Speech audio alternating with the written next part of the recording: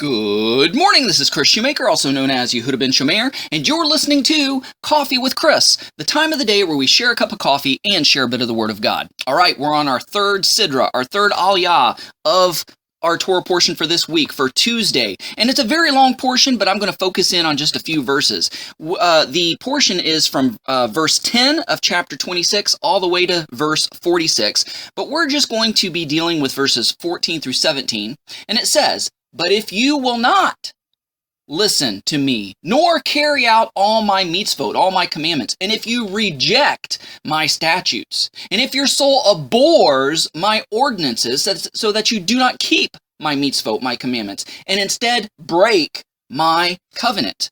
All right, when you break the law, all right, you break and enter, and you go and pilfer and steal somebody else's possessions. Is the policeman going to get there and protect you from the owner who wants to beat the living snot out of you? No, not necessarily. You're not going to get off scot-free and the cop says, "Oh, well, I understand, it's hard times, and just give it back and everything's going to be okay." No, you have lost your protection of the law when you break the law. And so, therefore, you have to pay the penalty of the law, which was either a fine or going to jail or what have you. And it's kind of like in a marriage. When you are unfaithful to your spouse and you break your wedding vows, that is grounds for divorce.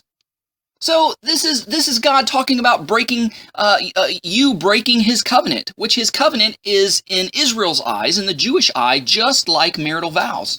He says, "Then I will do the following in return to you." In other words, if you're unfaithful to me, you're walking around and sleeping around on me spiritually, you break the marital vows between us, then I will do the following in return. I will appoint terror over you. You will no longer have the protection and the covering of the fidelity of marriage and the covenant that marriage brings. But he says, "I will appoint terror over you, wasting, disease, and fever, that will dim the eyes and cause the soul to pine away."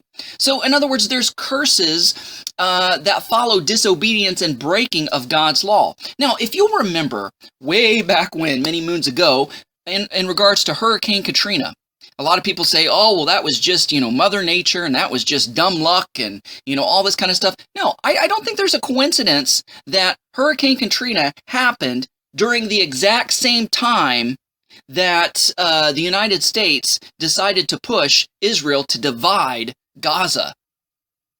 And because they went against Israel and tried to side with the enemies in dividing the land of Israel, Hurricane Katrina happened. I think these two things are inextricably linked together. Because the United States of America and Canada claimed at one point to be Judeo-Christian nations, friends of Israel. And all of a sudden we turned on them in this regards to dividing the land because we thought it would bring about peace. We thought our intentions were good, but God punished us as a result of that. So he says, "Then I will do to you the following in return." Basically, if you break my covenant, I will appoint terror over you, wasting, disease, and fever that will dim the eye and cause the soul to pine away. You will sow your seed in vain because your enemy will eat it.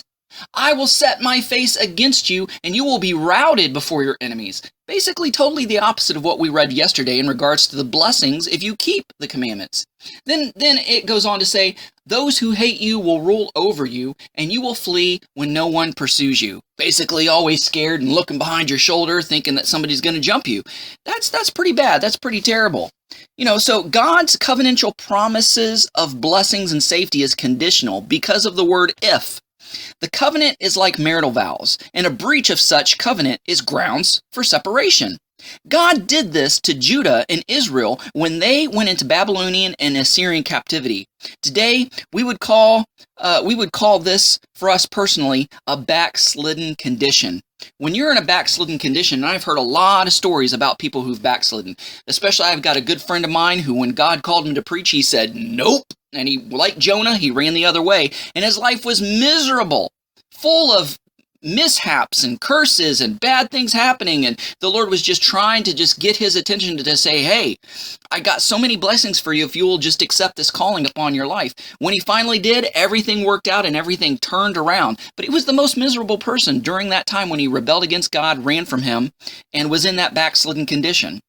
So let this be a lesson to us today, and let us press into Him, have a deeper, more intimate relationship with Him, one of loyalty and fidelity by desiring and striving to understand and keep His commandments so that the blessings will flow upon us. Guys, thanks so much for listening. Go out there and have a great day. Shalom, and God bless.